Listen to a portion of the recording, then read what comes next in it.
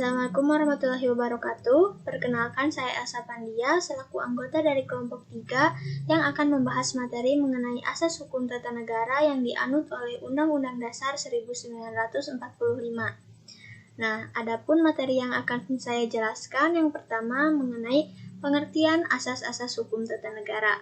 Dalam Kamus Besar Bahasa Indonesia, yang dimaksud dengan asas ialah pedoman, dasar, atau suatu hal yang menjadikan pokok dasar. Di dalam Undang-Undang Dasar 1945, di mana asas-asas di dalam hukum tata negara dapat dilihat berupa suatu hukum positif dan juga pengaturan tentang suatu asas-asas serta pengertian-pengertian dalam penyelenggaraan negara.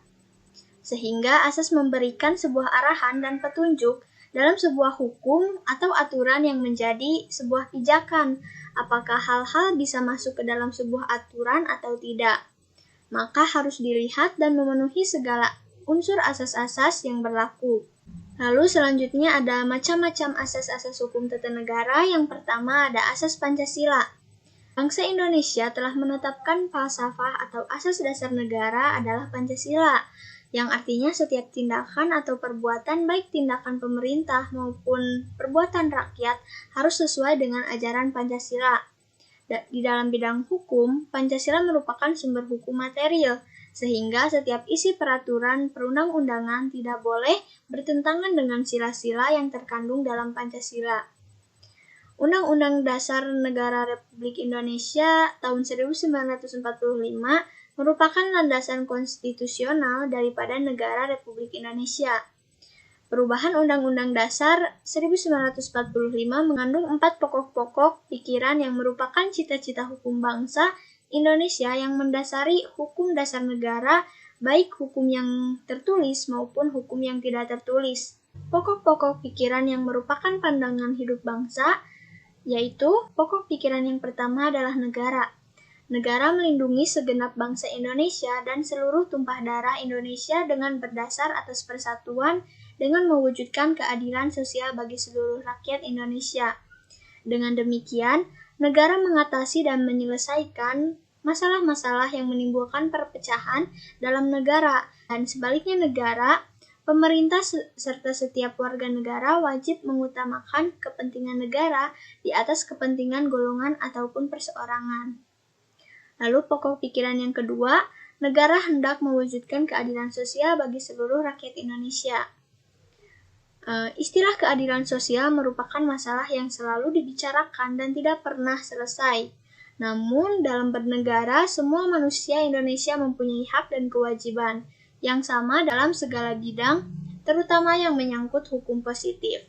Penciptaan keadilan sosial pada dasarnya bukan semata-mata tanggung jawab negara, akan tetapi juga masyarakat, kelompok masyarakat, bahkan perseorangan. Lalu pokok pikiran yang ketiga, negara yang berkedaulatan rakyat. Pernyataan ini menunjukkan bahwa dalam negara Indonesia yang berdaulat adalah rakyat, atau kedaulatan ada di tangan rakyat. Dalam pelaksanaan kedaulatan rakyat ini melalui musyawarah oleh wakil-wakil rakyat. Dan selanjutnya pokok pikiran keempat, negara berdasarkan ketuhanan yang Maha Esa, yang adil dan beradab. Nah, jadi negara menjamin adanya kebebasan beragama dan tetap memelihara kemanusiaan yang adil dan beradab. Sekian yang dapat saya sampaikan. Materi selanjutnya akan disampaikan oleh teman saya. Terima kasih. Terima kasih. Selanjutnya saya akan membahas materi mengenai asas kekeluargaan dan asas kedaulatan rakyat. Yang pertama, asas kekeluargaan. Menurut H.M. Kusno, dalam bahasa Jawa, asas ini disebut asas kerakyatan atau asas kebersamaan. Asas kekeluargaan diperkenalkan pertama kali di Indonesia oleh Supomo pada sidang BPUPKI pada 31 Mei 1945. Pada sidang tersebut ditunjukkan oleh Supomo arti penting sebuah undang-undang dasar sebagai dasar negara. Dasar negara memanglah sangat amat penting bagi suatu negara. Dari dasar negara itulah kemudian disusun undang-undang dasar maupun konvensi serta peraturan perundang-undangan lainnya. Sehingga setiap bentuk kegiatan dari kegiatan negara itu haruslah bersumber dari dasar negara. Asas kekeluargaan terdapat di dalam pasal 33 ayat 1 Undang-Undang Dasar 1945 yang berbunyi, perekonomian disusun sebagai usaha bersama berdasar atas asas kekeluargaan. Selain itu, asas kekeluargaan juga terlihat dari cara pengambilan keputusan dan musyawarah. Pertama, cara pengambilan keputusan bersumber pada sila keempat Pancasila berupa kerakyatan yang dipimpin oleh hikmah kebijaksanaan dalam permusyawaratan perwakilan. Cara musyawarah mufakat berarti keputusan yang diambil adalah hasil kesepakatan bersama. Kedua, berdasarkan pasal 20 ayat 2 Undang-Undang Dasar 1945. Setiap rancangan undang-undang dibahas oleh Dewan Perwakilan Rakyat dan Presiden untuk mendapat persetujuan bersama. Artinya, hubungan kerja sama tersebut tampak di mana wakil pemerintah akan selalu bermusyawarah dengan DPR dalam proses pembicaraan penyusun undang-undang. Lalu selanjutnya, asas kedaulatan rakyat.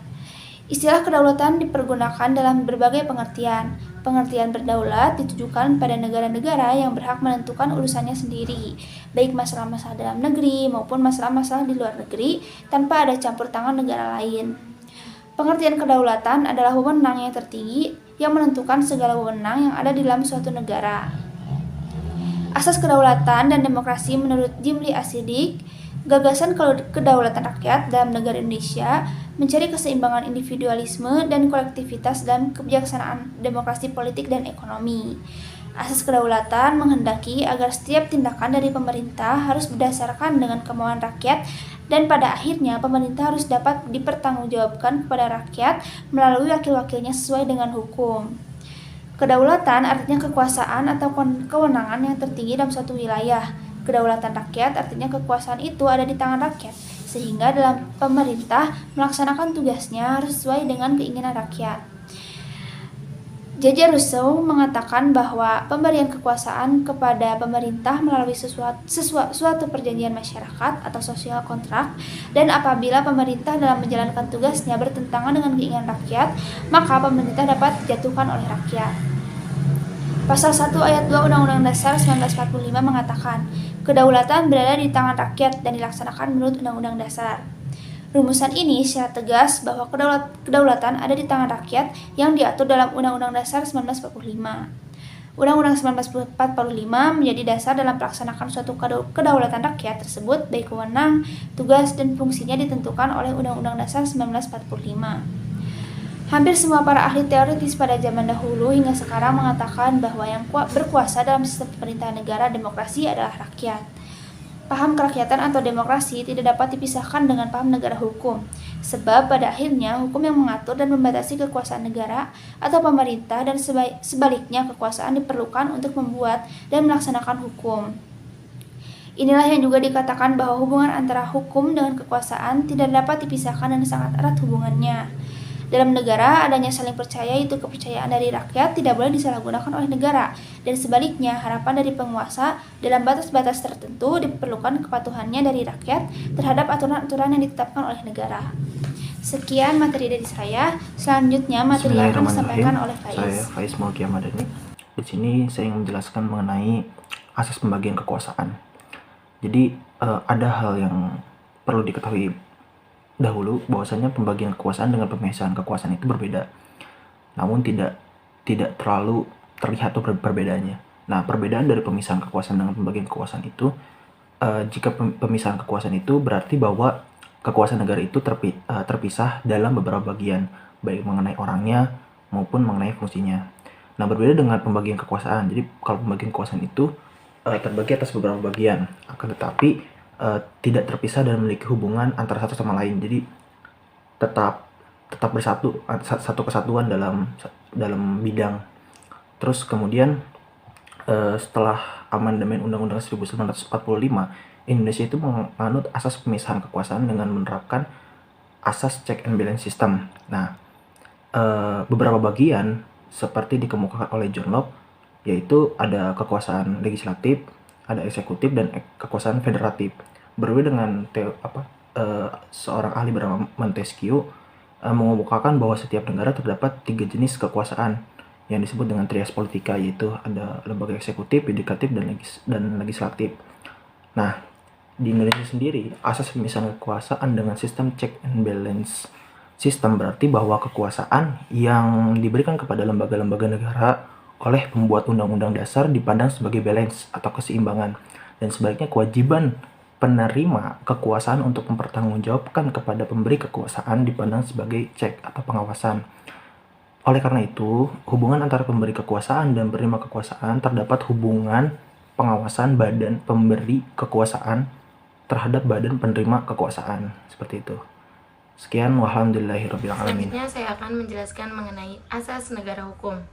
Negara hukum adalah negara yang berdiri di atas hukum yang menjamin keadilan kepada warga negaranya.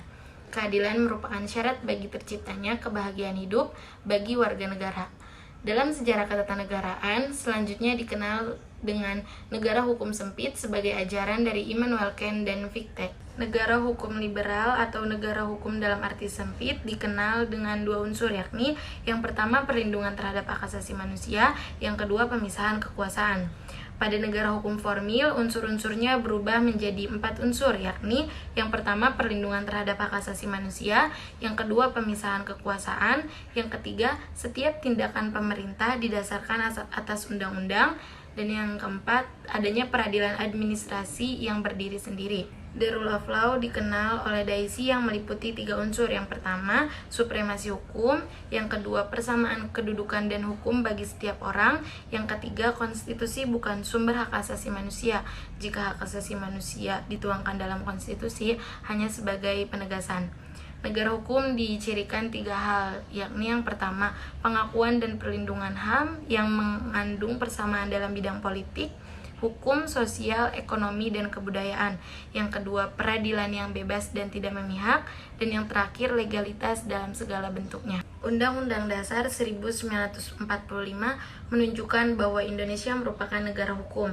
Hal itu terlihat dalam pembukaan Undang-Undang Dasar Negara Republik Indonesia 1945, yakni alinea pertama, alinea kedua, alinea ketiga, dan alinea keempat. Selanjutnya terdapat dalam batang tubuh Undang-Undang Dasar Negara Republik Indonesia 1945, yakni dalam pasal 1 ayat 3, pasal 4, pasal 9, pasal 24, pasal 27, serta pasal 28. Sekian dari saya.